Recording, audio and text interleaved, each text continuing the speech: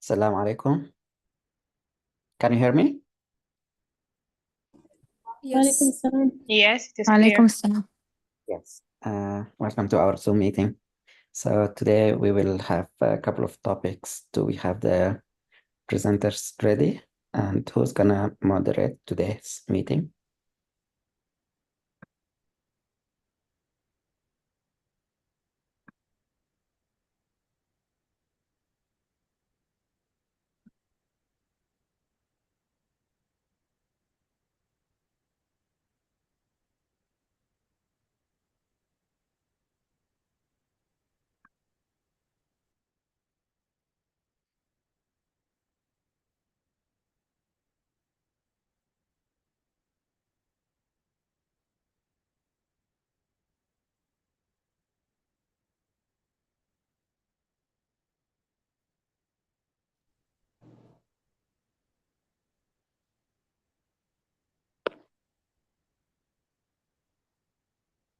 We're still waiting for some of the presenters.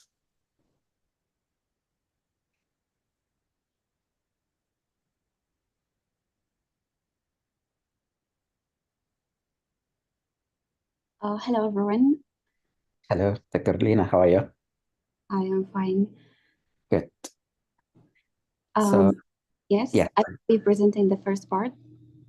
okay. Do we have Dr. Fatin or who is going to lead the Zoom meeting? He should be Dr. Naud, the Golden Team leader, but Is I think Dr. Fatin will enter so soon. Okay. So I know he works on Saturday, so he might not join. I'm not sure. I don't see him yet. So why don't we start? Hello, everyone. Welcome to the Zoom meeting. And today we will have different topics. Dr. Lina and her team will be presenting. So Dr. Lina, when you are ready, please, you can start the slides and the topic. Thank you. Okay, I hope my voice is clear.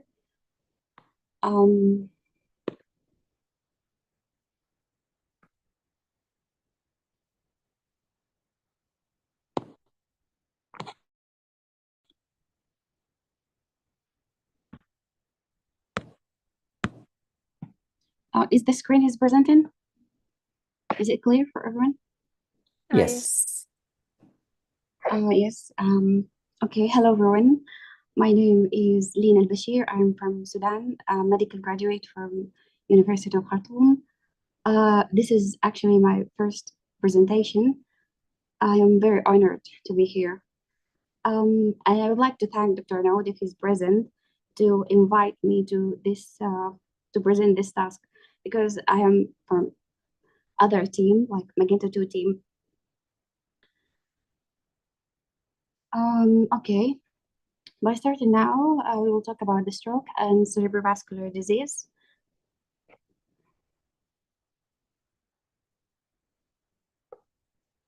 The objective of this presentation is to be able to describe the impact of cerebrovascular disease in the older population, to know how to treat acute ischemic stroke, how to recognize a transient ischemic attack, their prevention protocol, and the prevention and treatment of the hemorrhagic stroke.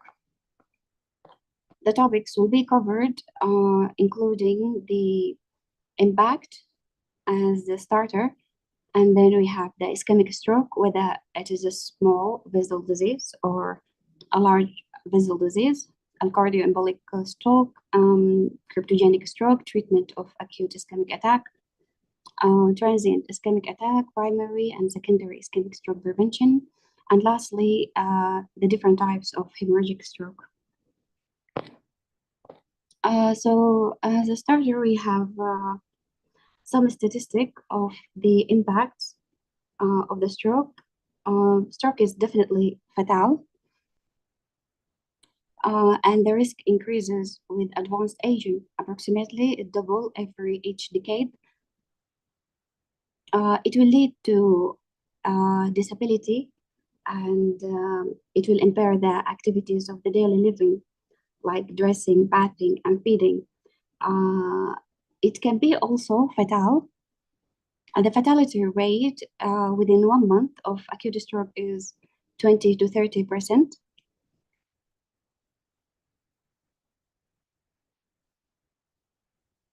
And the most common cause of death after stroke is number one is from aspiration pneumonia. So how is that even related? Some stroke impair the swallowing reflex, causing dysphagia. That's why aspiration pneumonia is the leading cause of death after stroke. And the second most common cause is pulmonary embolism. Again, also the lung are the target, because the prolonged immobilization lead to increase the risk of deep vein thrombosis and eventually pulmonary embolism. Some medical causes of death associated with the stroke are myocardial infarction, arrhythmia, and heart failure. So both cardiac events are the cause and the complication of a stroke. Like, for example, if the stroke involved a particular part of the cortex, like the insular cortex, it will lead to autonomic dysfunction of the heart rhythm, and it will induce sinus tachycardia and situs bradycardia, or maybe even ventricular arrhythmia. So sudden death and syncope post-stroke is not rare. And also there is a neurogenic stress cardiomyopathy, which is when the brain has a meltdown and it drags the heart down with it. Like, it's a very interesting topic. I suggest someone talk about it someday. The causes of occlusion of the cerebrovascular disease. I will talk about the ischemic stroke. They account for the most common causes of strokes, 80 to 85% of the stroke. And knowing the cause will help to guide the treatment and the prognosis. So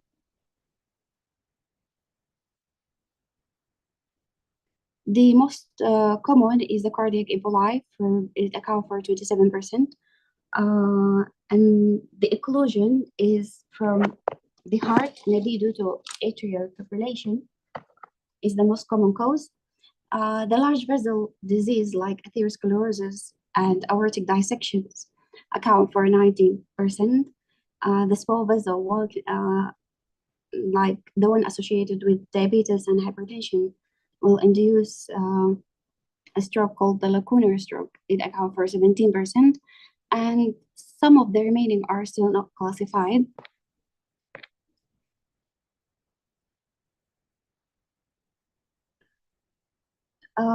Regarding the small vessel disease, the main cause of small vessel disease are hypertension, taking the most percentage, followed by smoking and diabetes.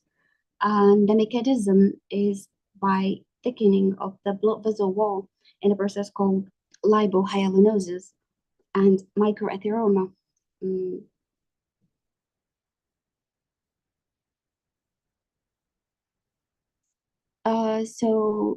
Here we have the risk factors and the lacunar stroke. Regarding the small penetrating arteries, they were supposed to supply the deep structures of the brain, especially the subcortex. So they will present in a subcortical syndromes, different syndromes that they could be like pure motor and pure sensory. And the most prominent feature of these small penetrating arteries stroke is that they don't involve like cortical symptoms.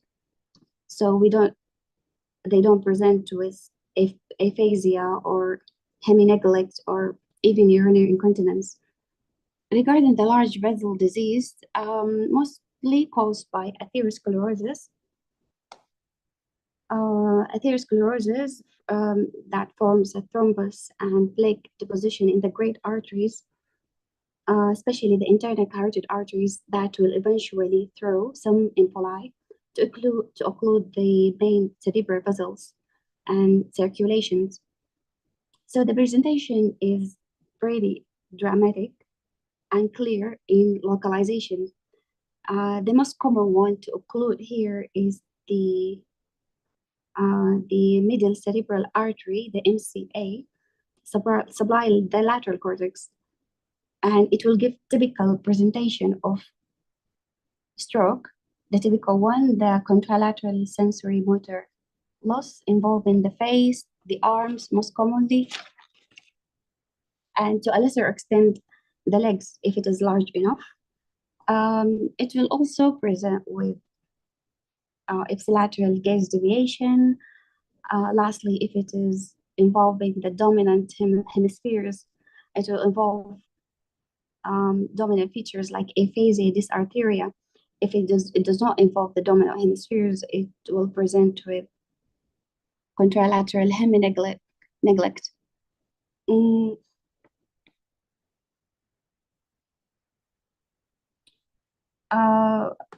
The other large vessel that could be occluded is the posterior cerebral artery, which supply the occipital lobe, which is the primary visual cortex of the brain, and the inferior medial part of the temporal lobe, which involves the memory centers.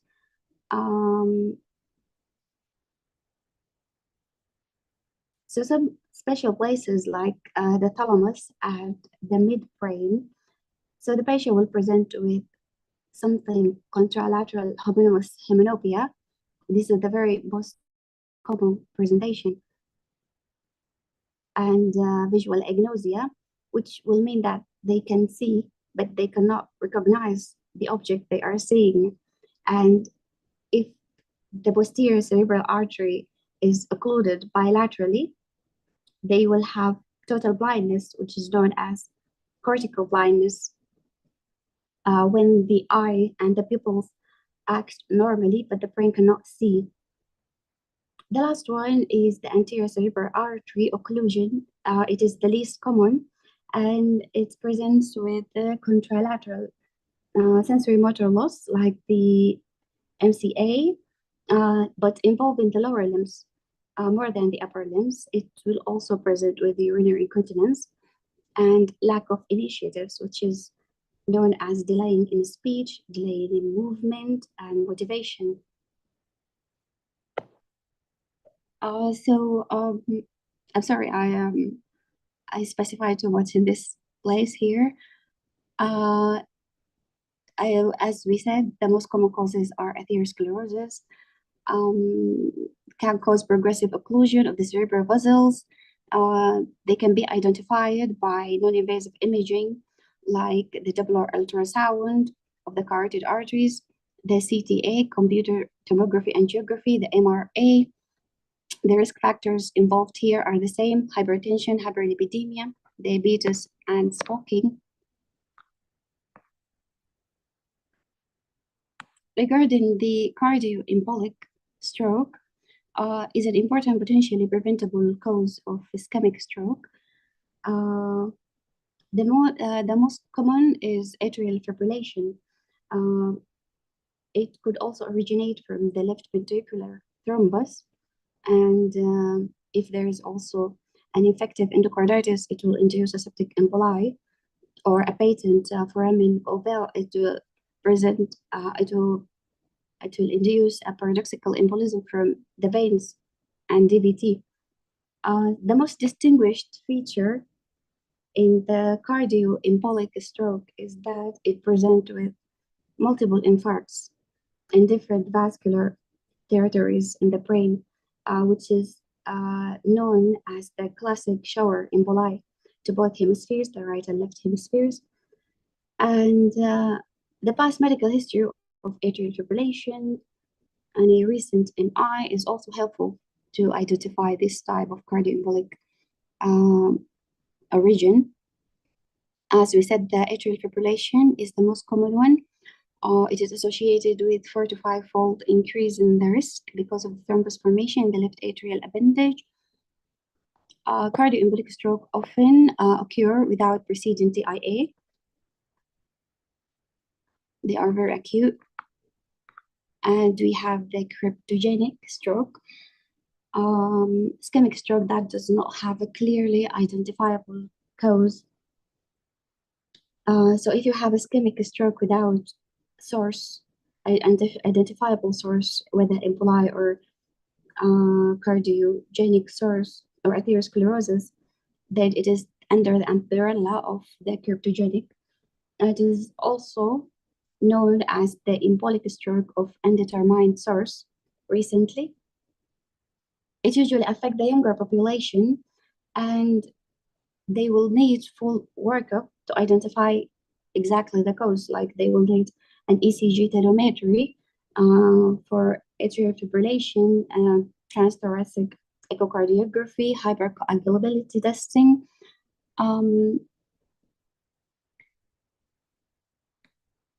Some of the considered causes is vasculitis, coagulopathy, and mitochondrial disorders.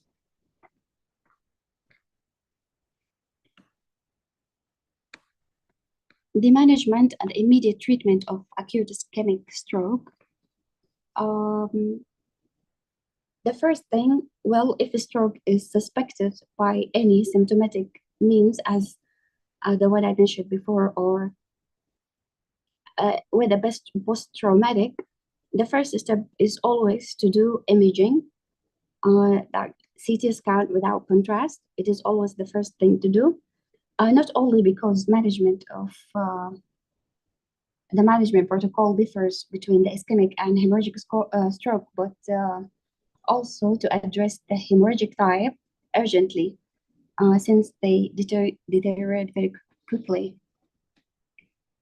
So the first thing is to do a CT imaging to determine whether the patient is suffering from ischemic or hemorrhagic stroke.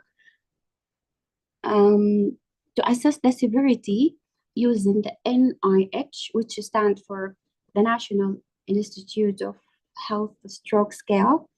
It is usually and mostly used in the ER to quickly quantify the severity of the stroke, to predict the outcome, and to guide the acute management, whether to give TBA or not. So this is the NIH stroke scale. The maximum score is 42. The highest score go for motor deficit, whether in the legs or in the arms, and the consciousness level. If the total score is 0, it is definitely not stroke. If it is 1 to 4, it is a minor stroke with good prognosis. If it is from 5 to 20, it is moderate to severe stroke. And if it is more than 20, this will suggest a very severe condition, and you will expect to find high-risk complications.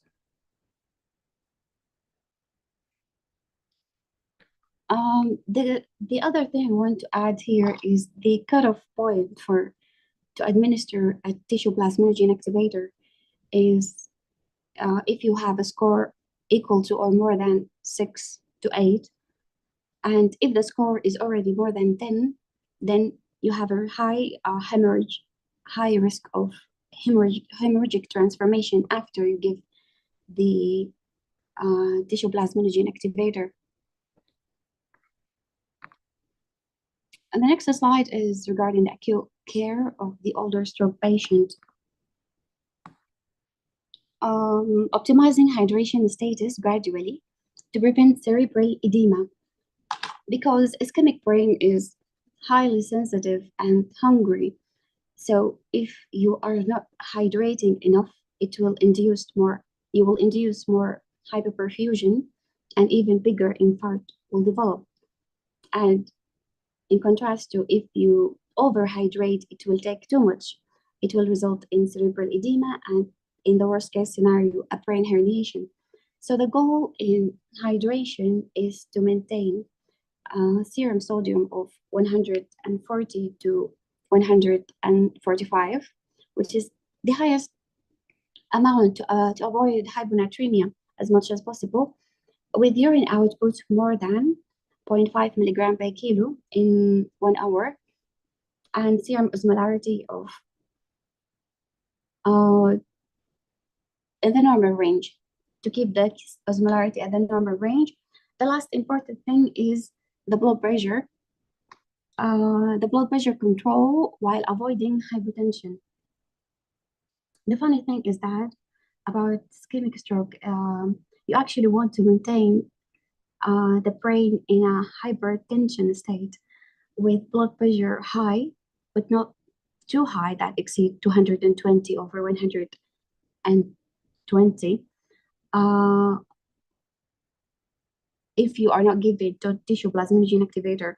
So it's a state called a permissive, I guess it is a permissive hypertension, if I remember. But if you are considering to give tissue plasminogen activator, if it is indicated, the blood pressure should be low, less than 180 over 105. The other thing is to prevent deep vein thrombosis, because the patient will obviously be bedridden. Detect and treat coronary ischemia, heart failure, cardiac arrhythmia. Start long-term antiplatelet therapy and anticoagulation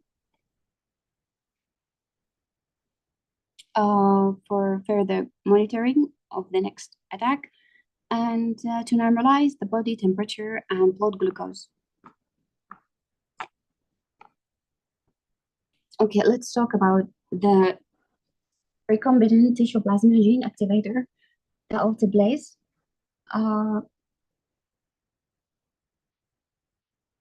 The alteplase is presented or should be administered within the first 3 hours of the ischemic stroke, roughly 4.5 hours in specific patient that aged 80 years or with an NIH score of 25 and no prior history of stroke and diabetes. It also require careful assessment before giving it, and it also carries an intercerebral risk hemorrhage risk because it is an antithrombolytic agent. But here the benefit will outweigh the intracerebral hemorrhagic risk, which increases with the score when the scores increase. So the contraindication to not give tissue plasminogen activator, obviously, if the time of the stroke is more than 4.5 hours. Other contraindication is having a major surgery within the previous 2 weeks. The patient be in an intracerebral intracranial hemorrhage according to the CT, or we have symptoms of subarachnoid hemorrhage even if it doesn't appear on the CT, or they have recent uncontrolled bleeding.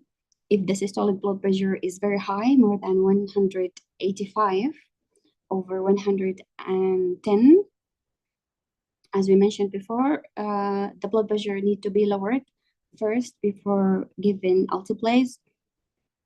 The other contraindication is having a coagulopathy, INR more than 1.7, thrombocytopenia with platelet less than 100, or hypoglycemia with glucose less than 60, or the patient already had an ischemic stroke in the past 3 months. These are all contraindications to not give alteplase. Then we have alteplase plus endovascular thrombectomy. If the patient is presented with an ischemic stroke, according to the CT, within 3 hours, they should receive alteplase if they don't have any contraindication, and should receive endovascular thrombectomy if the occlusion is found to be in a large cerebral vessel.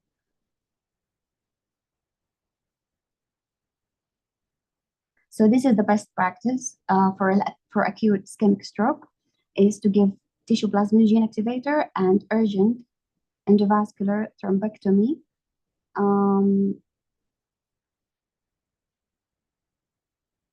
Within less than 24 hours.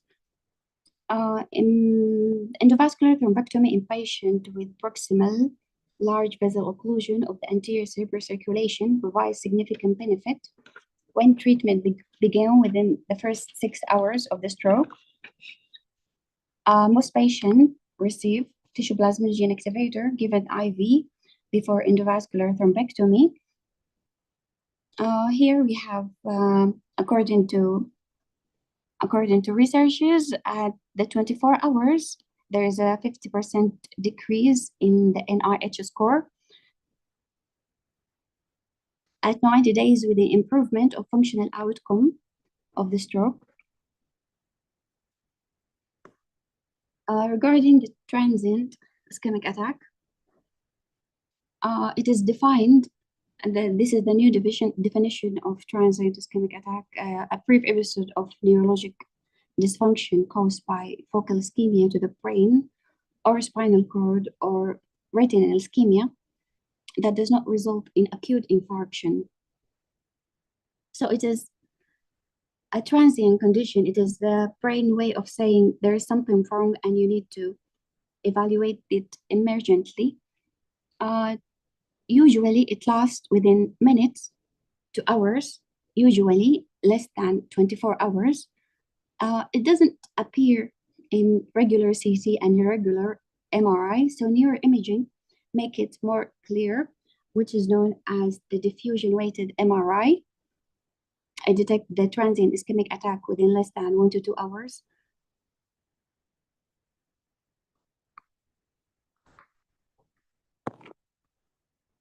Then we have the management following TIA.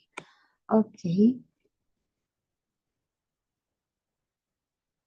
TIA symptoms should be evaluated emergently, as we said. Brain imaging, ideally with MRI, is important to determine whether there has been an acute stroke. And if one found, it is location and the type of the stroke. Non-invasive imaging of the carotid arteries should also be done. EKG, echocardiography are important to determine the cause, where did they come from. And initiation treatment for secondary stroke prevention. So we get here into the prevention of ischemic stroke. We have two types of prevention. We have primary prevention, which is preventing the stroke from beginning at the first place. It is done for high-risk patients through addressing their modifiable risk factors like the lifestyle modification, diet changes, smoking cessation, exercise, blood pressure control, diabetes management, with giving aspirin or statin. So it is plus or minus aspirin and statin in atherosclerotic cardiovascular disease risk is determined to be high. The secondary prevention is to prevent the recurrence of a stroke and TIA. For example, if it is non-cardiogenic emboli stroke, the secondary prevention will be with giving aspirin plus or minus clopidogrel. If it is cardioembolic stroke, the prevention will be given anticoagulation therapy like warfarin and direct anticoagulants. If the person is hypertensive, given antihypertensive, preferably to prevent stroke is the thiazide diuretic, the ACE inhibitors, and the angiotensin receptor blockers, found to be more beneficial even for non-hypertensive patients. So all of these measures, high-intensity statins is also used to the people with high LDL. Even for those who don't have high LDL, high-intensity statin is preventive. All of these are, you see this SOE equal to A. It means the strength of evidence. So all of these SOE A, it means high quality of evidence, and gold standard taken from multiple randomized controlled trials and meta-analysis. The blood pressure therapy is the goal is to maintain a blood pressure less than 140 over 130. This is SOEA. It means it is gold standard. Again, with the statin for primary prevention in patients estimated to have a high 10-year risk of cardiovascular event. It is a high evidence and standard. High-intensity statin therapy for patients who have had a TIA or stroke, believed to be of atherosclerotic origin, regardless of the LDL level. This is a less evident score. It is class 2 information.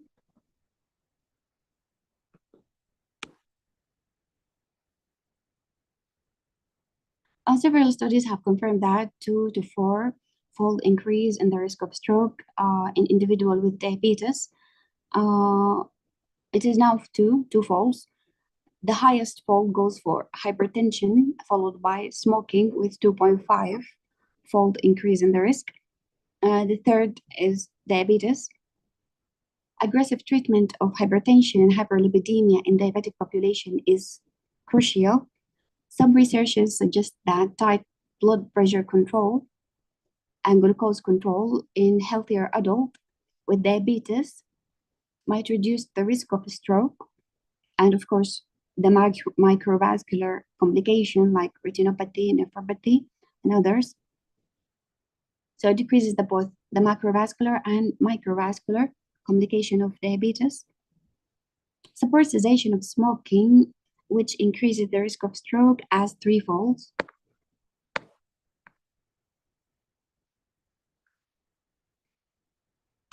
Again, the same thing, long-term anticoagulation therapy is recommended for patients with valvular and non-valvular atrial fibrillation.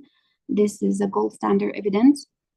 For valvular atrial fibrillation, warfarin dose with a target of INR from 2 to 3. For non-valvular, the first line is warfarin also, or apixaban, edoxaban, rivaroxaban, with dabigatran as an alternative. This is second evidence. Aspirin for patient with consider aspirin for patient with non-valvular atrial fibrillation and low risk of stroke. The ideal time to initiate oral anticoagulation is within 14 days of the transient ischemic attack.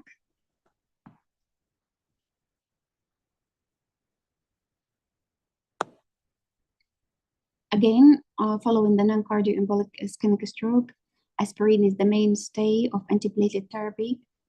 The minimal necessary dosage has not been determined yet. Other antiplatelet medication have not shown any consistent superiority to aspirin. Even the clopidogrel has standard evidence of class B. It is an option only to those who do not tolerate aspirin. Combining aspirin and clopidogrel is class 2 standard evidence.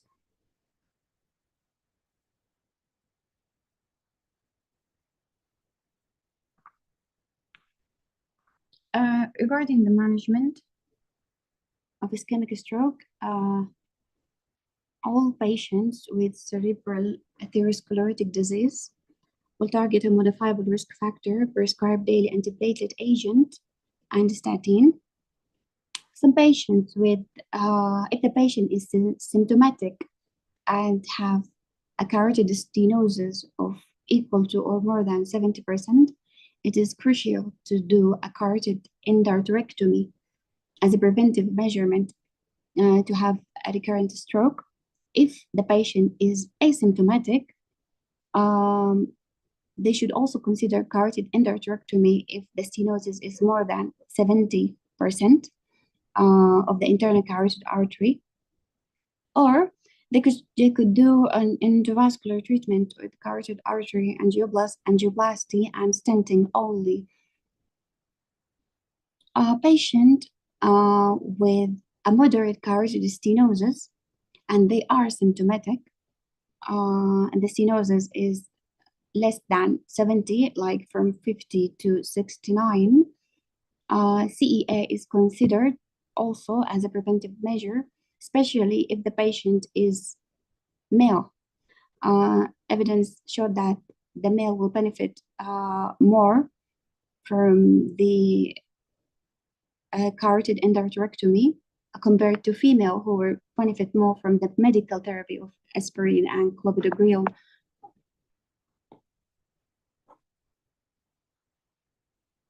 Then we have the cryptogenic stroke. The management will be the same to evaluate and treat modifiable stroke risk factors and to initiate antiplatelet therapy. Of course, if it is cardioembolic cause, then they should do, if it is suspected, they should do cardiac rhythm monitoring for the atrial fibrillation. And then accordingly, given the oral anticoagulant therapy should be initiated. If the cause is patent foramen ovale and it is a paradoxical embolism, they should also continue the anticoagulation therapy.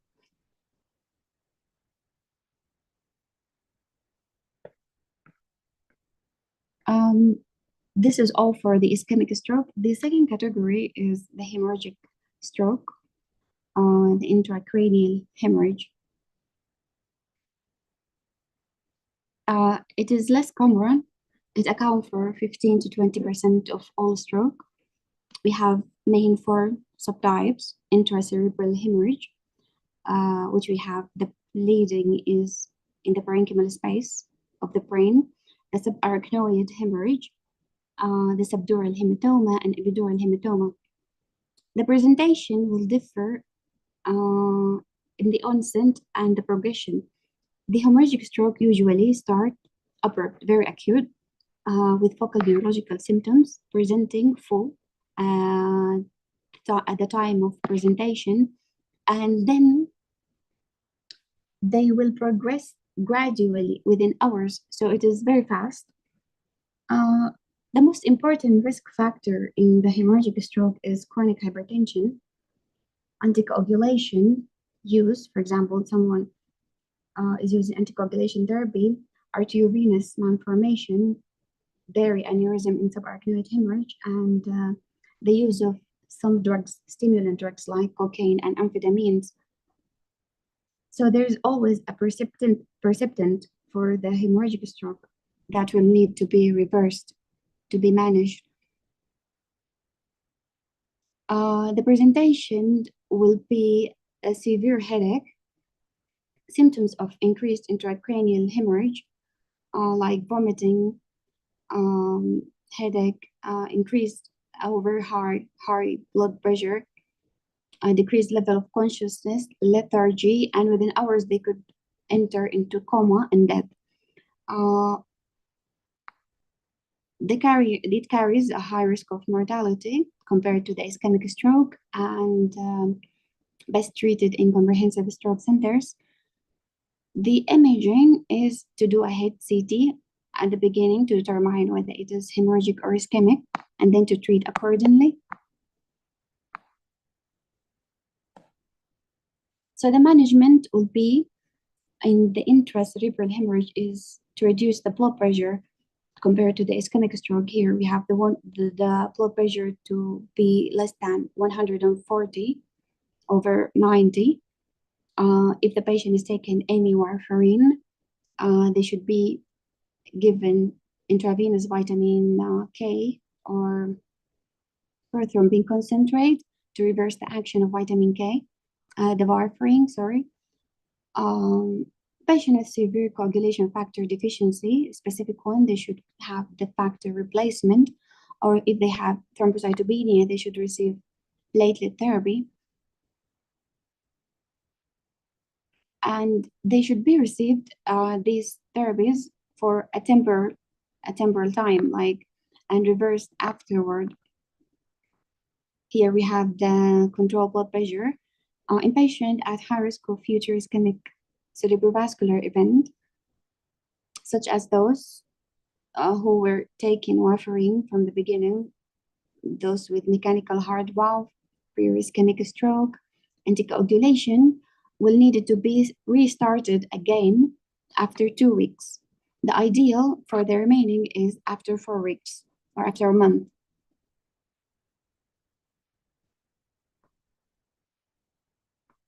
Regarding the subarachnoid hemorrhage, it is caused by rupture of intracranial aneurysm, account for 80 to 85% of cases, or another anomaly of the cerebral brain like arteriovenous malformation.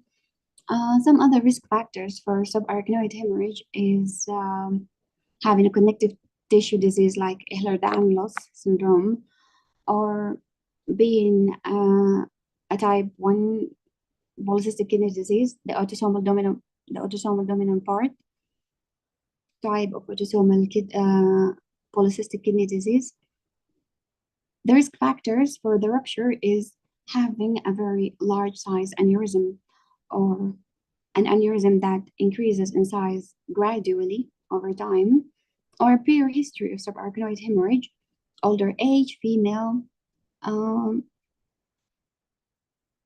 So the subarachnoid hemorrhage is fatal if left untreated, and should be treated urgently with neurosurgery. The surgical management is by clipping the vessel or endovascular coiling to prevent another bleeding and to prevent any long-term complications like hydrocephalus. They should also receive nimodipine. It's a gold standard to prevent the arterial vasospasm that usually occurs acutely after subarachnoid hemorrhage. So here we have the acute management includes surgical intervention, focuses on detection and treatment of the arterial vasospasm and to treat the complications. Regarding this subdural hematoma, it is defined as collection of blood between the dura and subarachnoid space. It usually accounts for head trauma if it is acute subdural hematoma, but usually the elderly population can have a subdural hematoma without trauma, without previous head trauma, because of the brain atrophy and the degenerative changes with ages. So it could be also bilateral, since it can cross the suture line. Some older adults suffer from chronic subdural hematoma that may be symptomatic. So the types of subdural hematoma is acute, subacute, and chronic. According to the presentation, if the presentation is within less than 72 hours, it is definitely acute. If it is more than 21-day presentation, it is chronic. The imaging also identify whether they are acute or chronic. In the CT scan, we will have a hyperdense if it is acute, crescent shape, bleeding, and if it is chronic, it will be hypodense due to the blood clotting and metabolism. So here we have 50% of the cases in elderly population will not have a head injury. Other risk factors for subdural hematoma is clotting disorders, shunting procedures, and seizures. So seizure will induce subdural hematoma, and subdural hematoma will present as seizure later. The presentation, it presents with headache, altered in cognitive impairment, some focal neurological signs if it is massive, and some individual will have seizures after subdural hematoma. The presentation mostly depend on the amount of blood collected and the risk factors, the anticoagulation.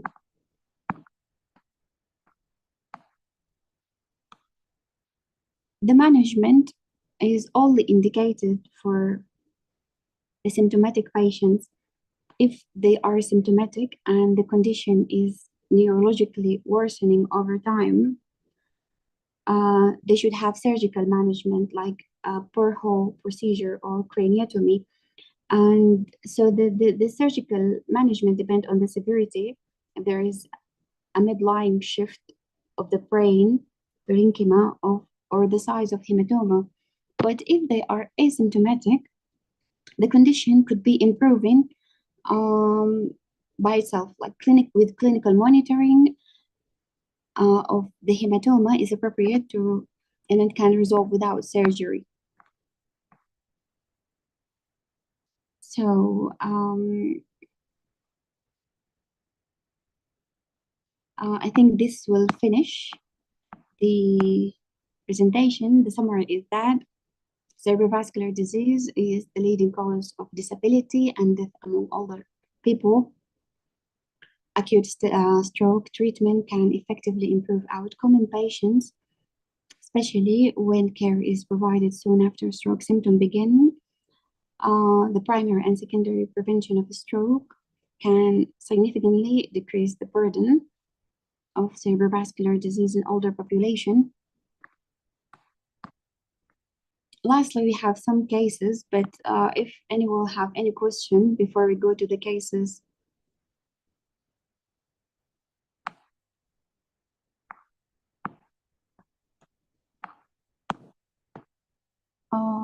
The case is the case one.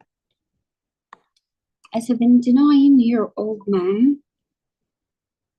a 79-year-old woman has palpitation and shortness of breath, and there is no history of cognitive difficulty or bleeding diseases. Last winter, she fell on icy steps. During the examination, there is irregular heart rhythm, no murmur, no evidence of valvular disease. The ECG showed the onset atrial fibrillation, heart rate of 78. The creatinine is 1.6. The question is, which of the following is most important to consider before ordering anticoagulation for this patient?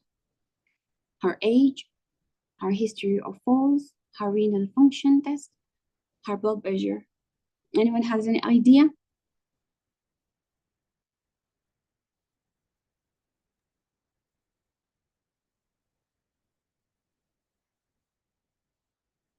Either you can unmute yourself and say your answer, or you can also put your answer in the chat box.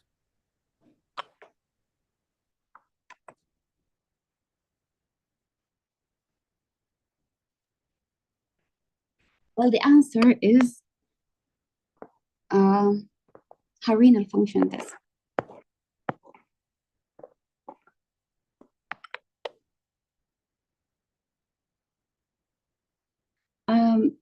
Why it is her renal function test? Because she has atrial fibrillation and she will be taking the apixaban, abiraterone, or any anticoagulation drug. So these specific types of drugs, which are non-warfarin, they are excreted by the kidney and given her creatinine level of 1.6, which is considered high for an elderly population. She will need to do a renal function test first before giving the drug, given the anticoagulation for this patient.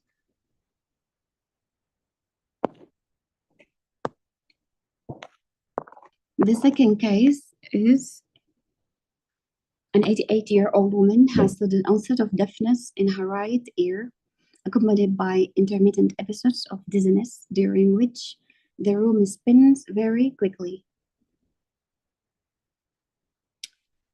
Symptoms began 2.5 hours ago. She has fallen twice since symptoms began, and she has walked into walls. She was, of course, they meant like she was leaning on the walls. History, her past medical history include coronary artery disease, hypertension, cervical spine degenerative disc disease. She doesn't have any history of stroke. transient ischemic attack or diabetes. Her medications are aspirin, statin, and antihypertensive agent. She lives independently. She uses a cane and drives. Which of the following would be the most appropriate first step? To obtain an audiogram, to obtain an otalogram, to obtain urgent computed tomography of the brain, to prescribe meclizine.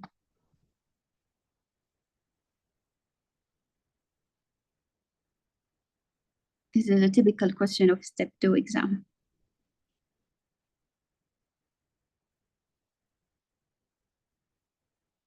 The answer is to obtain a CT.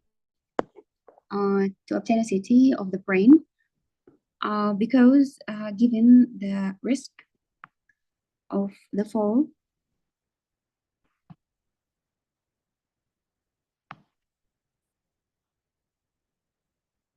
given the risk of multiple falls, she could have a stroke in the posterior circulation. So it could be a central vertigo or dizziness presentation more than an otological condition.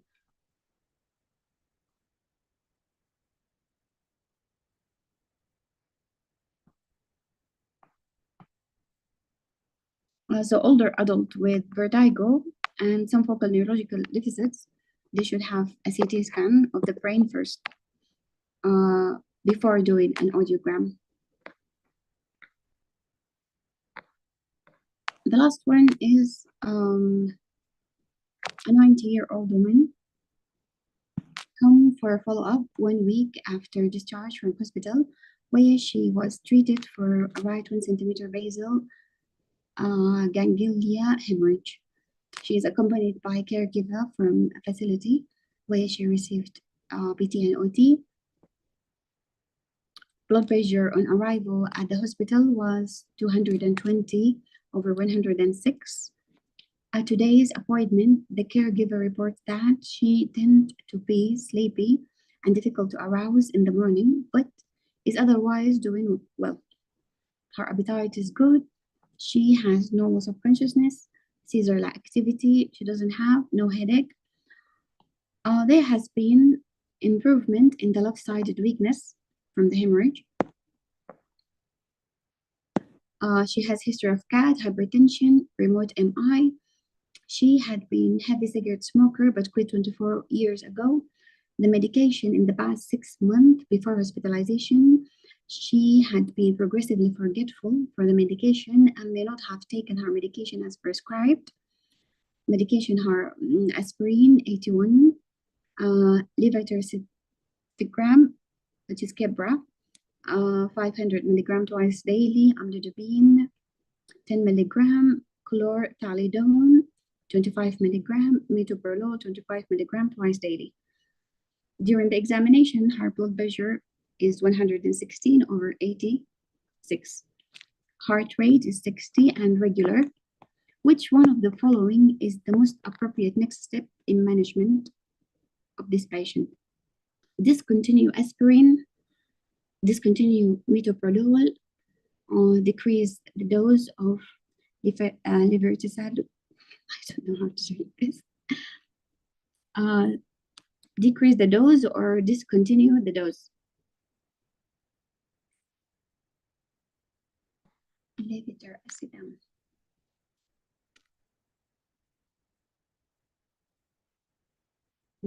Comments. Oh, they're answering C.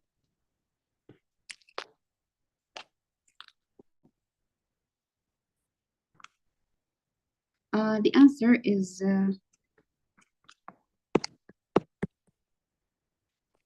is D, to discontinue the drug, levetiracetam, the Kebra, to discontinue the Kebra.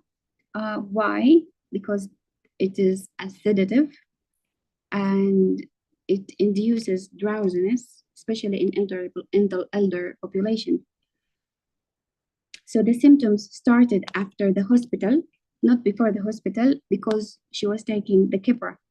When she started the levetiracetam, but before she didn't have any dizziness.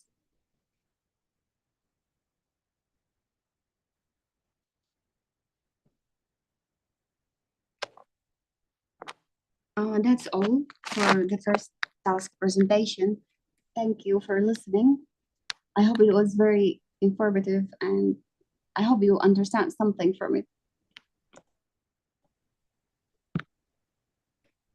Thank you, Dr. Lina, for the first part of our presentation, which is stroke and cerebrovascular disease.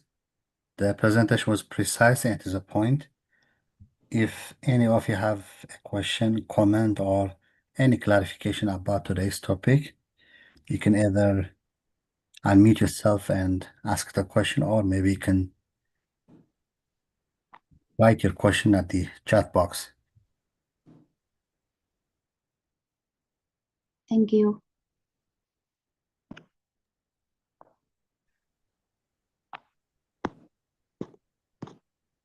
Thank you, Dr. Lina. This is an important topic, and you're going to see a lot of patients if you are going to family medicine, internal medicine, in the ER, or if you are interested in neurology. So it's a very important topic. Thank you for a great presentation. Thank you, Dr. Nader. If anyone have a question, they can still forward their question or maybe chat the question in the chat box. And thank you, Dr. Lina, again. If nobody have any question, we'll proceed to the second part of our presentation today, which is going to be a student t-test, and especially we'll focus on the SPSS demo, and our next presenter is going to be Dr. Fatima. So Dr. Fatima, when you are ready, you can I'm share ready. your I will share slide my and screen. okay. Thank you. Can you see my screen?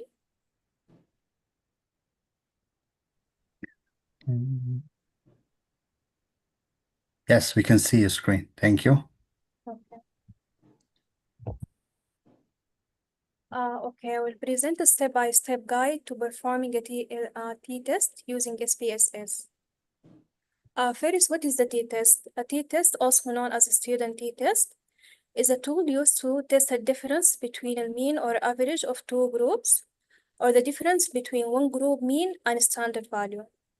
It helps determine if a difference between the two means is statistically significant, meaning it is unlikely to have occurred by chance. We have three types: the independent or unpaired sample t-test. It compares the means of two groups.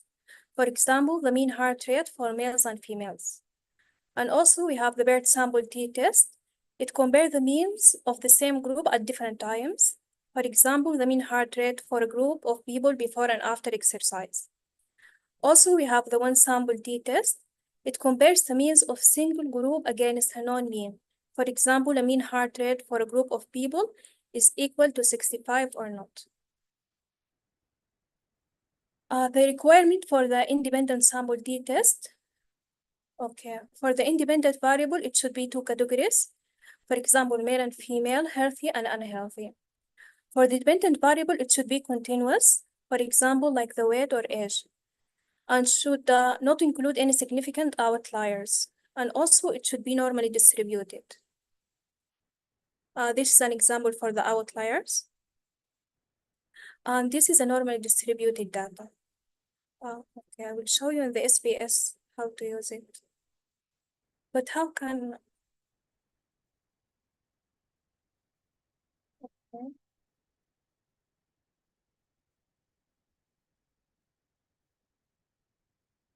First, we will open the file from here. New. Then data.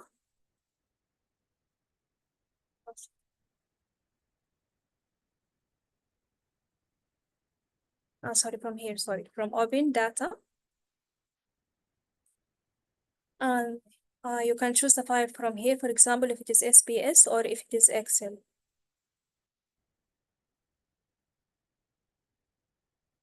This is an example for the independent sample t-test. How can I remove this one?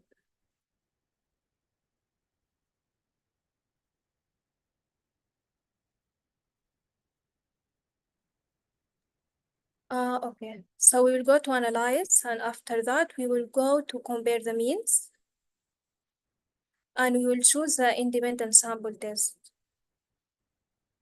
Choose reset. Here we will choose the stress level, and here we will choose the gender. For the gender, we need to define the groups. I will show you from here. Okay. Here the value for the male is 1 and for the female is 2. So go to analyze, compare and means, and then the independent sample t-test. Okay. Reset. The stress level. Here the gender. Okay, for the first group, the male will choose 1, and for the second one, the female will choose 2. Continue. Okay. And we will see the result here. Okay. This is the stress level between male and female. For the male, the mean is 66 and the standard deviation 3.5. And for the female is 63 and the standard deviation is 4.7. It is statistically also significant. We can see here it is 0.02. So if it is less than 0.05, so it is considered statistically significant. This is for the independent sample t-test.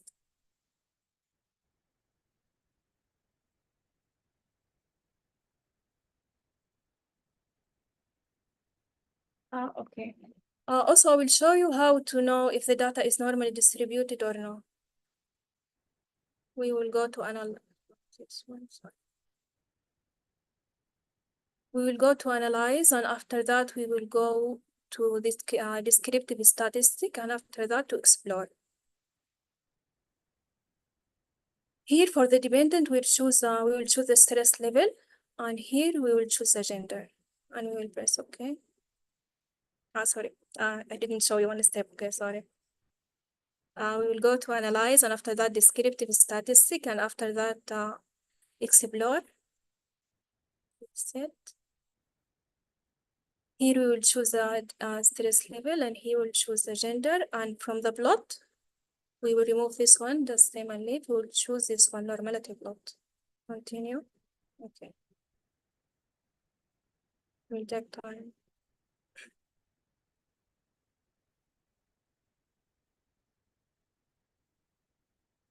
Okay. So this data is normally distributed. There is no outliers. And also you can check here this one, the Shapiro-Wilk. So if the Shapiro-Wilk is not statistically significant, meaning it is more than 0.05, it's considered normally distributed. Here it is 0.97. So it is not statistically significant. So the data is normally distributed. And also you can see here.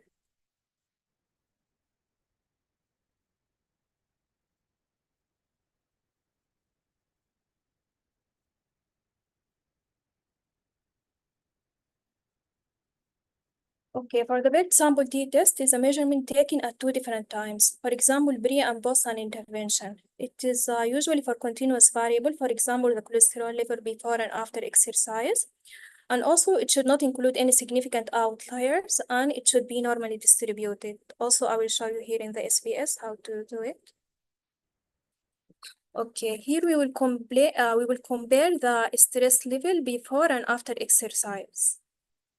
We will go to analyze, compare and means. And after that, we will go to the paired sample t-test. Okay. Here we will choose before exercise, and here after exercise, and after that, okay. And we will go here.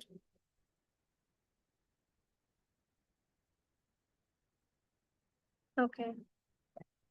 So here it is before exercise it was 16, and after exercise it was 13.7. The standard deviation is here, and you can see here it is statistically significant because it is less than 0.05. Also, you can see here it is statistically significant.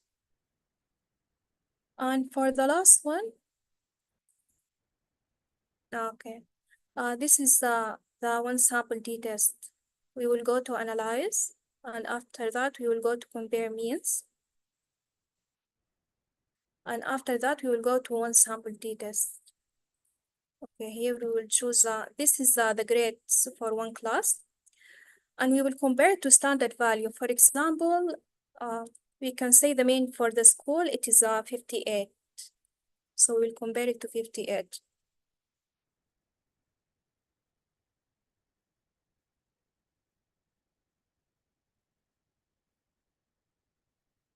Okay. Here you can see the mean for class A is 62.4. Okay. And also you can see the standard deviation. It is 5.1.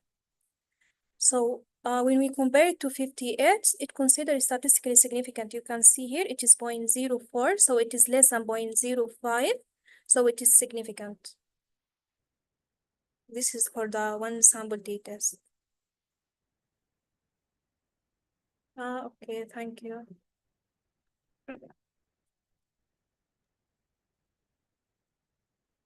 Thank you, Dr. Fatima, for the precise and to the point presentation of the SPSS format. If anyone have a question or a comment, or if they would like to ask something which is related to this topic, they can either unmute themselves and ask the question, or maybe you can write your question at the chat box.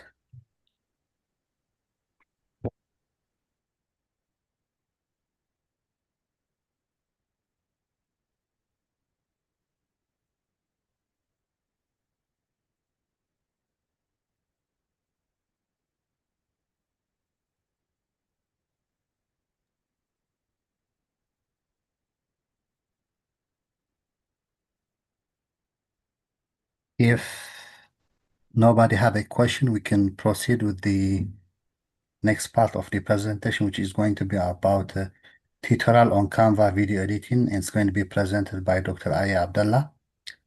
So if Dr. Aya is ready, maybe we can proceed to the next part of the presentation.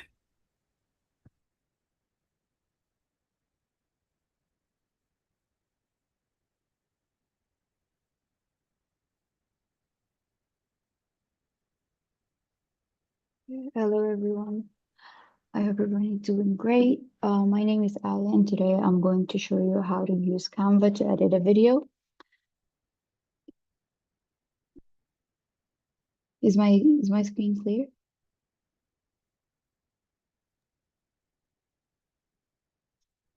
Yes, it is clear. Okay. So Canva is a user-friendly design tool that anyone can use even if they don't have a prior experience. Now you would be wondering why use Canva as a healthcare provider to edit a video. We often need to create quick and clear educational videos for patient, caregiver, or staff. For example, proper medication administration at home, or wound care instruction after surgery, or maybe how to reduce risk of falls around home. And here is an example of these videos. This is a video I edited earlier.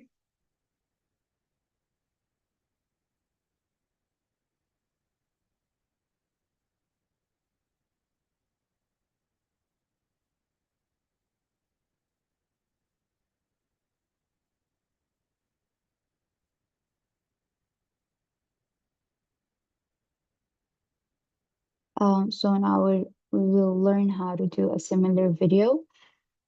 First, we will need the Canva. You can have it in a browser. You can open it in a browser or using the app. First thing, you press on create, and then just go ahead to videos as we're creating a video. And then you can choose a template where you basically just add your media, or you can have a different format here for your stories, like for different platforms. But today we're starting from scratch and we're making a video. So we're clicking on video. Then make sure to upload your data, your media, upload files. Here are the videos that I'll be using today. Just select all of these and upload them. So most of the videos will be here in the videos section, in images in the images section. Audio will be in the audio section. You can upload files from different areas, from like Dashbox or from Google Drive or from Instagram. But here I just have them in my files. Now let's use the videos. You can just drag and drop the videos. Let me just mute more. So I don't want the video to, so I'll mute the video just by clicking on the mute button.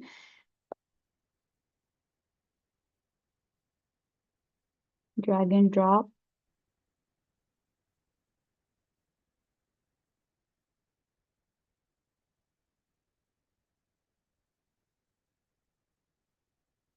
Now let's just start by these two videos. So as you can see, the video is adjusted well. You can rotate the video if you want, but we don't need to, but I'll just show you how to do that. So we can crop the video by just dragging the edges, or we can rotate the video, but we don't need to, but just to learn how to do it. This is a 3.6 second video, and it's a bit too long, so just let's crop it, trim it a bit. Just 1.5 seconds is enough. All right. Then we can add text.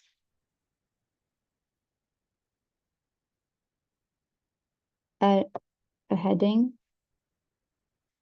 The title is Preventing Falls During Hospital.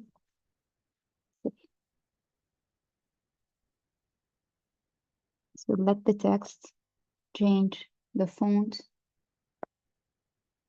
We have a lot of different fonts over here. I'll just go for the horizon one. And then you can adjust the size of the text. Let's just go for something. Okay. And then the color.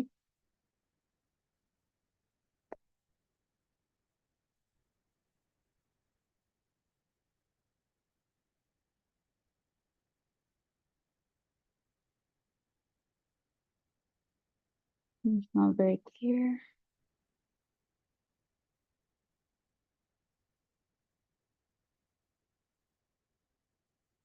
But it's a good option. Now you can align the text.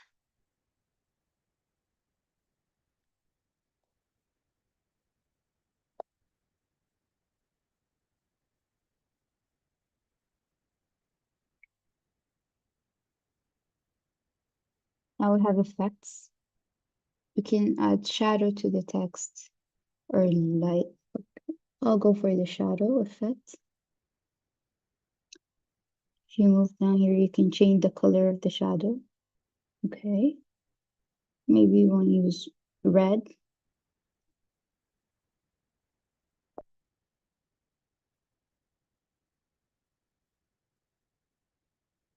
By clicking on the three dots to the right, you can see that you can animate the text. We have the type right effect. By clicking on it, you can decrease the speed of it. But you can see there is a crown on it. That means it's for a feature for the Pro, which we need subscription for that. But if you have it,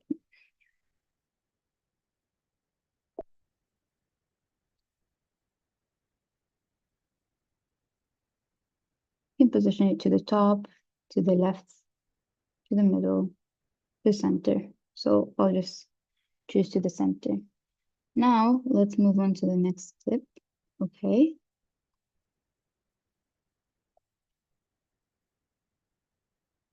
I'm trimming it, so like we just start at the part where he's raising the side rails.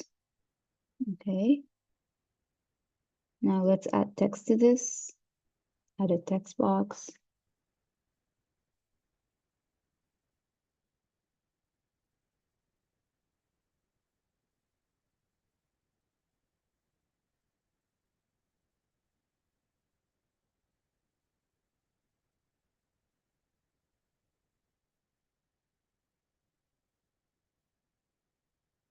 Like we can just repeat everything, but just we can simply copy everything we did here by copying style, and then come back here, just paste it. Now we have the same thing. Just now let's edit. Let's add a transition between these two videos.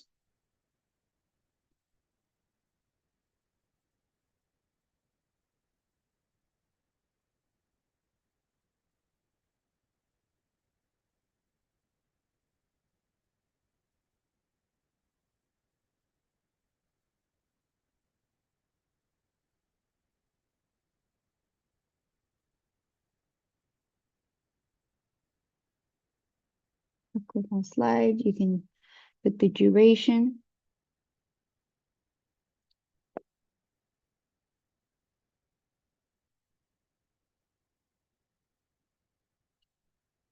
Now we can preview this. We can just work more on the text to make it more engaging.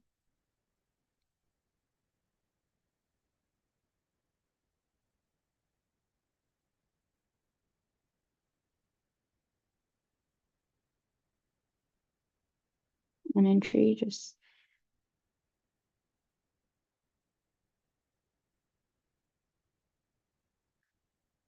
and then we can add audio. Or you can just search for audio here. They already have some.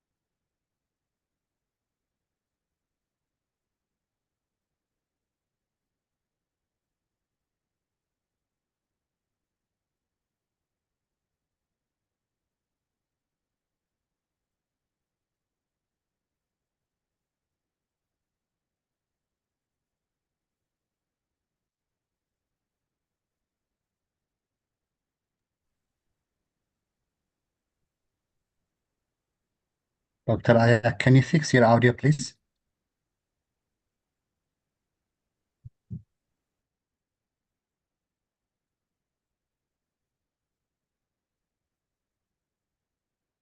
Can you hear me now? Yeah, we can hear you now. Yeah. Okay, Maybe you can put the volume up.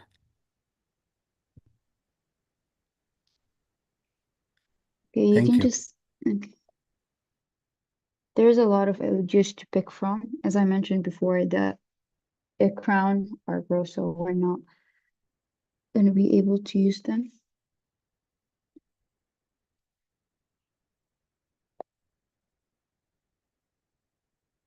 Usually you can extract audio from videos that you already have.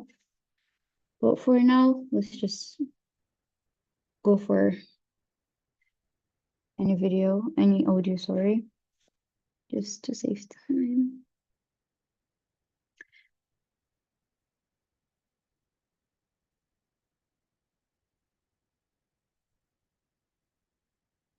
The audio itself can be, you can split the audio, you can change the volume. Maybe this is 100, maybe you just want it to be like as a background. Okay, you can add a voiceover. Okay, maybe we want the video, the music to fade in. So maybe like within 7 seconds and then fade out for like 0.5. Okay.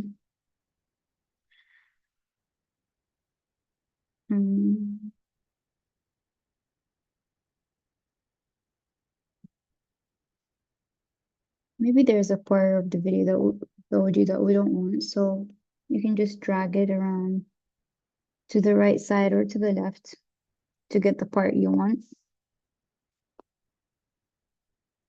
Now you have the video is ready to use. Let me just make sure. So now we know how to crop and rotate the frame, trim and split, and speed of the video. Oh yeah, I forgot to mention how to, from in this bar, there's the speed of the video. Maybe we want to speed it up a little bit or decrease just let it go flow slowly. And then the order of the videos, maybe I just want this video before that one, so just drag it around by moving it. And as you can see, the purple arrow between these two. Now we have this as the first video and this is as the second video. Let's just put everything back to its place by the undo arrow here. And the transition. We've already spoke about this. And then the audio we can mute, we can extract or trim and split the volume. And the text, we've already spoke about the size, the font, the color, and the style, and the effect, the animation, and the timing of the text. Yes, this is the point that I need to.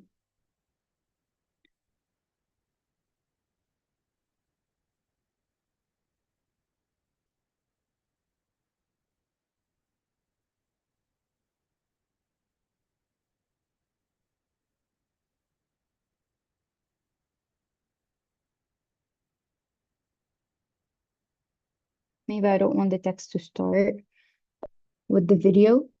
So I'll have the video start and then I'll have the text come into the video by dragging the video, the text to the right.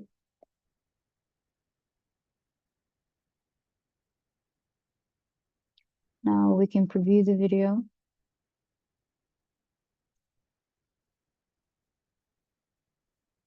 And then you can add the rest of the slides to have a proper video that you can share with staff or with your colleagues. Then you can just press on download, or you can present, or you have a public video, a link, download it,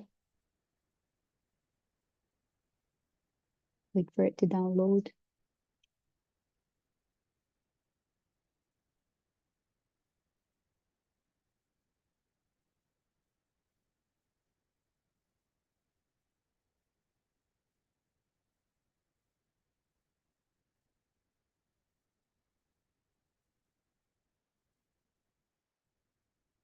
And then just save it.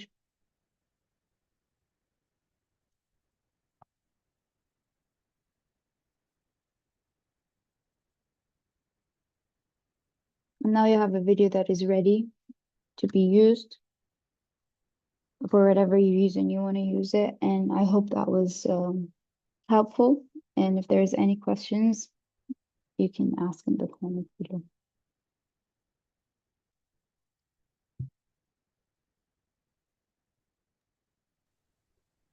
Thank you very much, Dr. Aya, for giving us a brief introduction and demonstration about editing a video in Canva.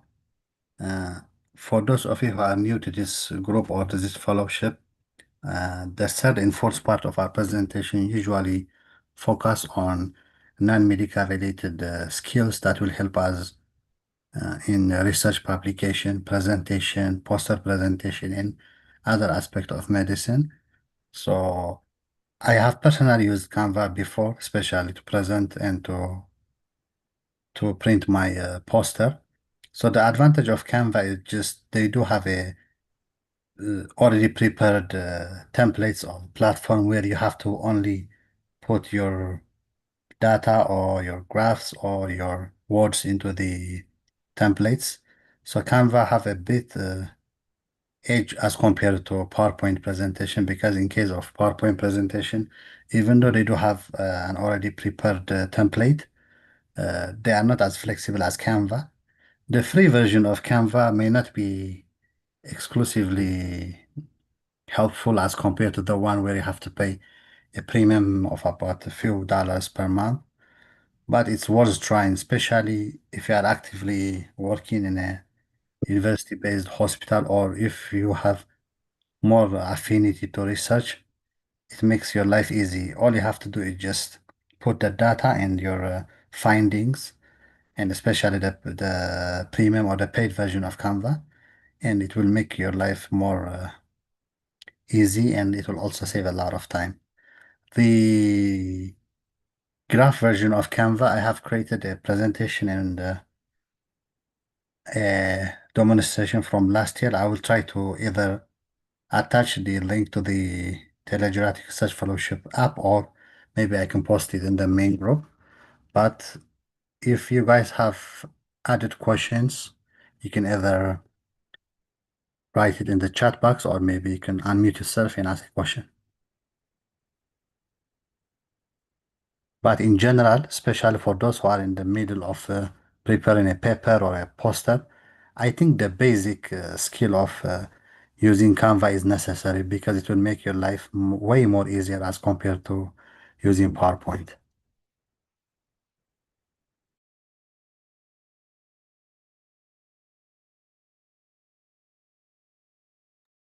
Dr. Nadir, if there is anything to be added to this topic, let me know. Thank you so much, Dr. Ahmed, and thank you for a great presentation, Dr. Tanya and partner. Yeah, it's a tool that can be used, and actually it has many benefits for you guys. So nowadays they added artificial intelligence as well to the tool. So it's not only for videos, but also for presentation. You can create your slide on this website as well, Canva, and other things that you can do. Thank you so much, Dr. Mohamed, and all the presenters. Thank you, Dr. Nadir. Before we proceed to the last part of our today presentation, which is going to be about updates on research projects and new ideas for research project, or maybe some senior fellows who want to give us advice or guidance on how to do their research, or maybe about residency. I tend to see a lot of questions, especially in the WhatsApp group, on how to prepare your research, how to approach a research project, what kind of fellowship are we doing. And I think I finally found there was one slide that I did from last year. So for those people who are actively participating in today's meeting, and for those who might watch this meeting later, I will give you like a 5 or 6 PowerPoint slide, because it will give an idea or a framework of what to do and what not to do. And it will also solve a lot of these unanswered questions, especially for those people who have joined this group later, or maybe for those people who have joined from last year but still don't have like a good grasp of how to proceed, especially in terms of research publication.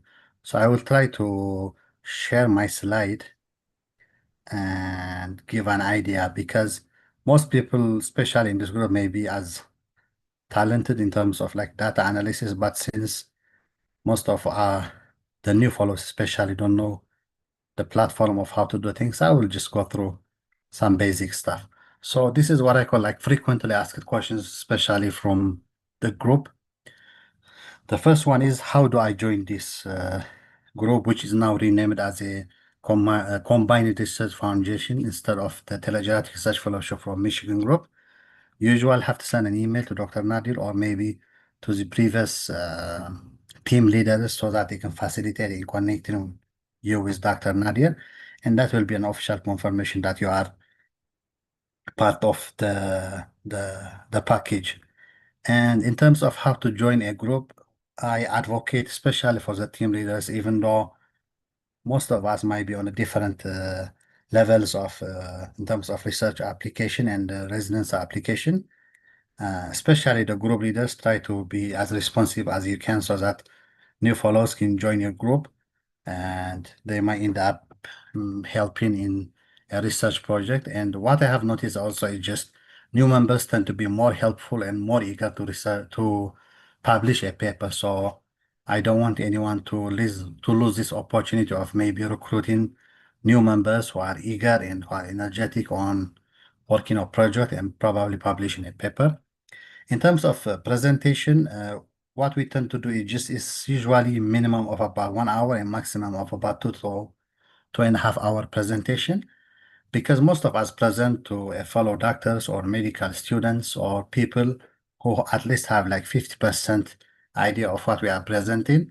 We tend to be more concise and to the point so that the main point or the main issue is discussed, because you don't need to, for example, to explain what a heart failure or what ejection fraction is to most of us. So while presenting, sometimes it's okay to focus on like a compact and straight to the point kind of presentation. If you need any additional materials from Dr. Nadi's fellowship, there is an app where you can download and you can click and see the materials such as certification, previous Zoom meeting, upcoming Zoom meeting, ground rounds, upcoming conferences which are accepting abstract or research or poster presentation, and anything that might be helpful, especially in terms of like research publication. And we will answer the last question, which is how to publish a research paper. I will try to touch it at the end of this precise presentation. And in terms of conference paper, most of the conference paper or the poster that we present have already been accepted as a abstract. Then you can personally find the conferences which are attainable to attend, especially near to your state, or if you have group members who are living in the same state, so that they can present that paper as a poster or as a research paper.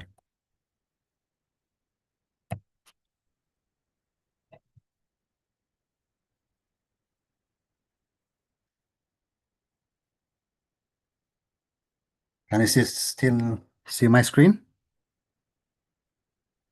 Yes, we can see it. So when you get a confirmatory email, you download the app, which is for free. You can join via Zoom, which is free under Dr. Nadiel's account. And as long as you are here for about 1 hour or 2 hours, at least try to learn 1 or 2 skills per day. Either is it about research paper or presentation or medical knowledge, AI, ChatGPT, Loom, Canva, or anything that might be helpful on your medical career. So just try to learn 1 skill every time you attend in the meeting. We do have a color team setting where each color might have members of about 15 and sometimes up to 25. So depending on what color you are in, you might present depending on when the time for you to present is. Like you have to wait for your cue. But sometimes if you feel that, like today, which I'm very thankful, 2 or 3 people reached out to me out of my team color. They were willing to present because they found this opportunity as a good way of contributing, at the same time introducing themselves to this fellowship.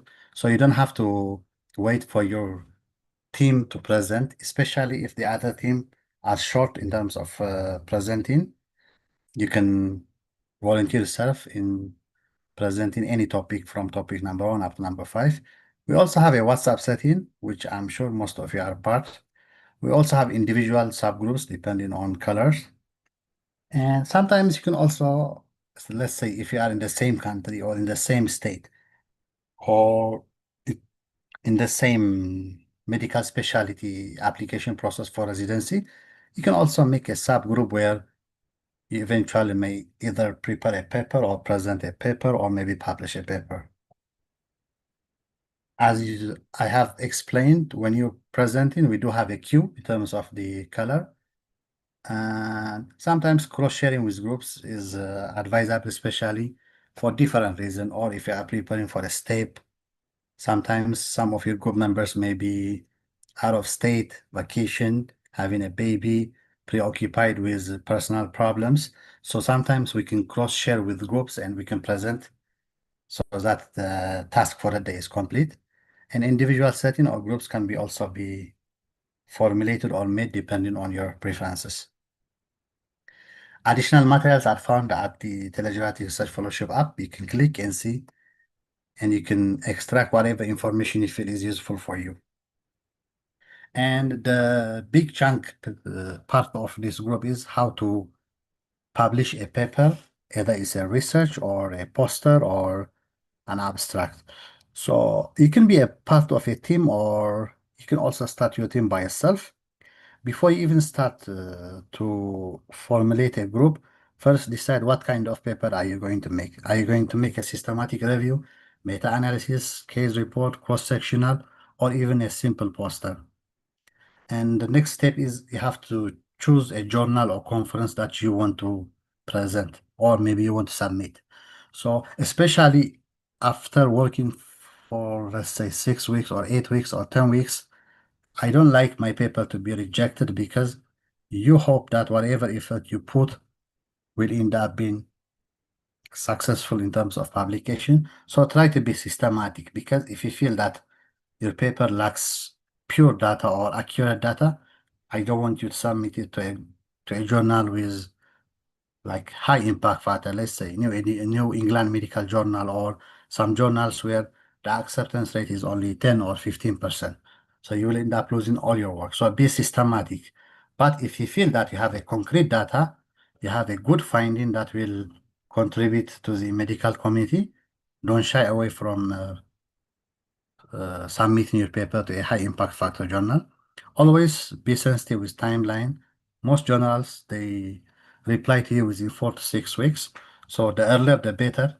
If you want your research to be published by September, I don't want you to start on 6 weeks or August or maybe May.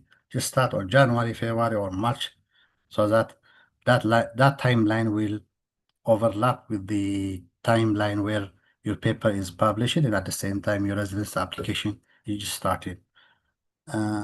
From last time, one person have posted in the main group a list of journals with good impact factor but with zero cost.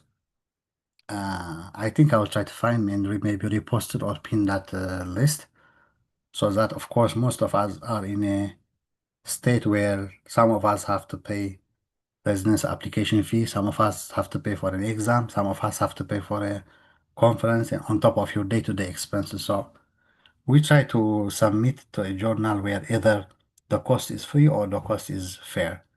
Reputation of the journal sometimes is important, but as a starter, even if you submit a paper with low impact factor, I will take it as a plus, because you have learned the process of how to publish a paper, you have learned how to communicate with the journal, and you also have learned how to submit a paper as a submitting author. Rejection sometimes can happen, but when your paper is rejected, focus on the comments that was given to you. If the comment was about data, improve your data. If the comment was about the format of your paper, learn not to do the same mistake again. And if the format was about the content or the overall clarity of the paper, then make sure next time when you submit a paper, the content as well as the complete framework of your paper is just at least above average, or at least a B or B plus. Always set a timeline so that you'll have a clear idea of when your paper is going to be published. Be proactive. Most of us, when we were starting to publish or maybe to submit a paper, I personally didn't have any idea on how to submit a paper, how to publish a paper, and how to even write a paper. So always start with the simple task, the easiest task. Then you will end up being the main man or the main woman over a period of maybe 4 to 6 months. Don't argue about the outer list, or maybe the list in terms of who the primary author is or the second author is. Always just learn and master, and over a period of 6 up to maybe 8 months, then you will put yourself in a position where you can set a group and be a leader and teach what have been taught to you, and at the same time give back to the same community that help us publish a paper. So I advocate for anyone, especially as a starter, to start with a simple task, which is like, let's say you can start doing references, or maybe you can be the primary editor, or maybe you can only be the submitting author. So start with a simple task. Always ask for help. Don't take a task that you have no idea. Even if you take a task, don't shy away from asking for help or guidance from your group members or leaders. And the one thing I also would like to focus is on plagiarism, content, spelling, or format type. In this day and age where ChatGPT, AI, and other artificial intelligence platform are growing by the day, your paper will be immediately rejected if they feel that you have completely copied the content of another paper. So this is just the easiest way of destroying all the hard work you have done for about 4 to 6 months. So make sure that you didn't copy any of the content from other authors. Make sure your spelling is correct. Make sure the format goes with the pre-requirement of the journal, the conference, or the poster. Last time, I think we have discussed using Grammarly, Qtext, and there are also other ChatGPT, SMEs, and the other AI type where they can check if you have a legitimate data or paper when you are ready to present a paper. Because if you spend 4 to 6 months, but if the first answer you get from the journal is rejection within 1 week because you didn't check all these pre-requirements, it's going to be a loss of time and energy and effort. So just start with the simple task. Make sure that your content is legit, your spelling is right, format is right. Then you'll focus on the content, data, and the other aspect of the paper. Always submit early, start early, be a fast learner. And remember, nowadays, most of these research publication classes, they charge you a lot of money for a 6 to 8 weeks course. So this is a platform where I learn something from the new members learn something from me, and I learn from the seniors. And at the same time, after 1 year or 2 years, you also be in a position where you teach to other people. So as long as this is free, make use of it and make sure that at least you learn something when you attend this meeting. For conferences, especially for poster presentation, always follow the same principle, with the only difference is you just are making a poster of your abstract. And always follow the guidelines, the word, the size count, the format, the timeline.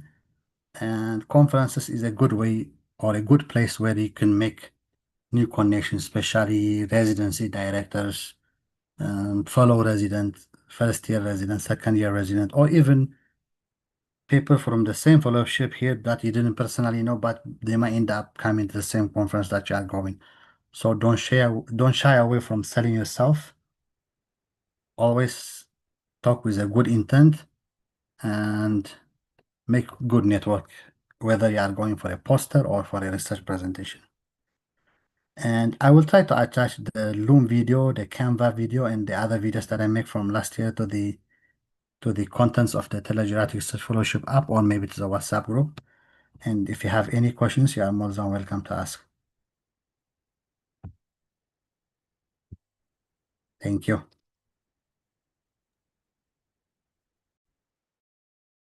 Thank you so much, Dr. Naud. And this is a really great, concise introduction of information about the program.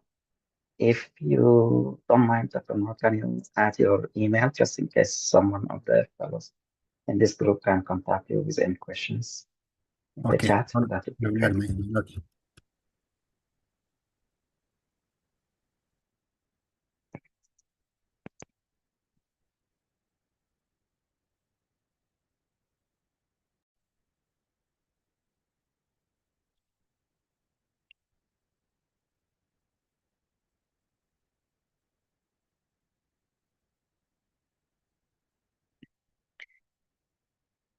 Thank you once again, all the presenters and Dr. Naud.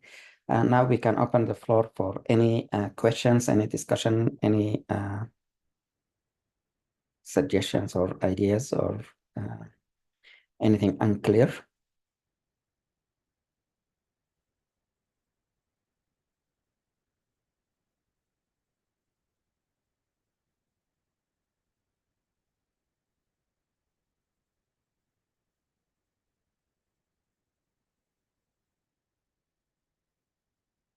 So I'd like to ask all of you, if any one of you is interested in becoming a team leader, please email me. We have new members and we are forming new teams. So if you are interested, if you have some time to become the leader of a new team, please reach out and send me an email. In the app itself, we have some steps as far as how to become the leader for that team, what to do, what task you can provide and help others. But the basic idea is we want you to be in a position where you will handle other new fellows to guide them and answer their questions and maybe divide some tasks and see if you can encourage them to get into projects and also connect them with some of the seniors if you don't have the answers for them. So this program is good because we have a couple of seniors who knows a lot about research and they are available. So if the new fellows wants to ask questions, and they can always reach out for the seniors to help, and hopefully in the future they themselves will be available to help new fellows in the future. Yeah, just to add also, you don't necessarily have to know everything to be a team leader. The one requirement is you have to communicate well and have a good intention one, because I have been a group member where the team leader is a new member, but they were open enough to start with new ideas and research projects, and they have, let's say, they may be working in a hospital with the data. So as long as they have the grasp of the whole project, they will be the team leader. You don't necessarily have to know everything to be a team leader. At least communicate well one and reply accordingly, especially to your emails and your WhatsApp messages too. And sometimes it's also a learning project. I have been a team leader for a project where almost 60% of the idea was generated by someone who's not a team leader. And I also have been a group member from a team where I have almost gave the whole package of how to do the project. So you don't necessarily have to know everything to be a team leader. And you don't necessarily have to feel bad the fact that you know everything, but you are not a team leader. This is just a learning process where at the end of the day, you will gain something out of it.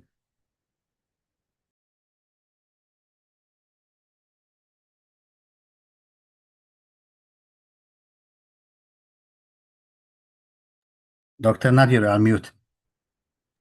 Thank you so much, Dr. Naud. And sometimes it's a good thing to have a new challenge. Sometimes you may feel you are in a comfort zone. We want you to get out of this comfort zone, and we will help you get the job done. And it's going to be a good opportunity for some of you when you had interviews or have interview in the future. You can talk about your experience, like when you become a team member and then you become a team leader. And if you are involved in a project, what's your roles and how you encourage others or taught others, something like that. So it's going to be helpful for you guys and hopefully helpful to others as well. Thank you, Dr. Naud. We do have a question from someone, so just make sure you write me an email and maybe I will approve your number or maybe I can add you to the group. Dr. Sitina Mohamed is asking about joining the WhatsApp group, so I will try to reach out to her and maybe I can add her to the main group.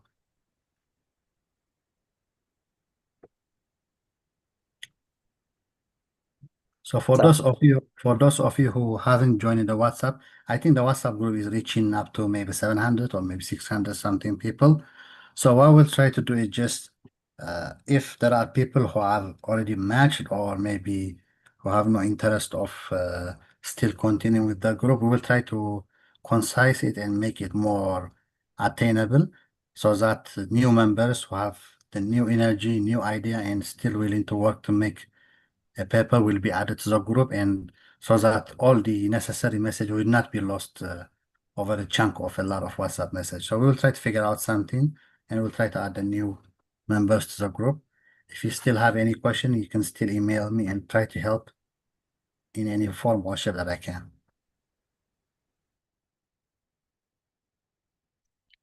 Thank you so much, Dr. Nawat.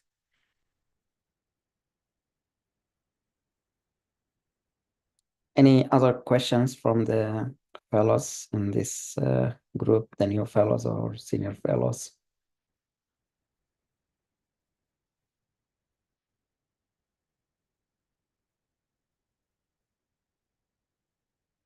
So again, if you have any ideas for new projects, please reach out and we can guide you, or we can help you as much as we can. The idea is to work on project. If you don't have an idea, please join any of the teams that are working on some of the projects that are running now. One thing that you can always work on is developing mobile app. So there are different groups working on different mobile applications. I think one of them is Renal app and other mobile applications. So reach out through the WhatsApp group, see if you can join some of this mobile app group. The other thing that you can do is you can create a new team to work on some of the apps that we already published, but in English. So if you want to translate that into a different language, let's say you speak Arabic, you can create an Arabic group for the mobile application that was published. Or if you know Spanish or Hindi or whatever other language, maybe you can also create a team where you can help improve that app to translate it into a different language. With all this AI available, you can make these changes very simple task, and you can work together to get it published or at least improved in the Play Store or Apple Store. Thank you.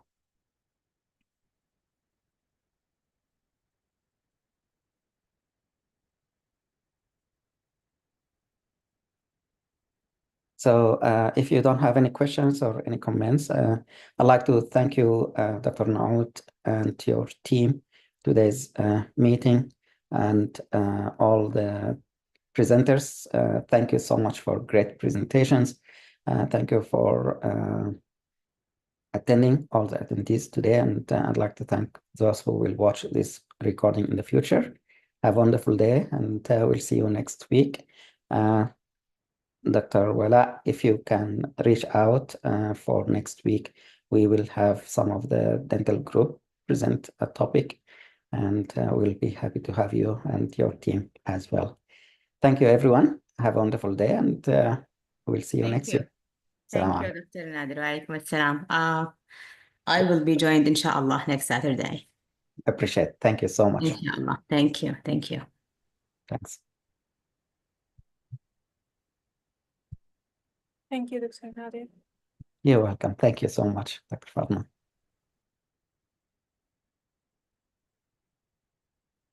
Thank you, Dr. You're welcome. Thank you. Have a wonderful day.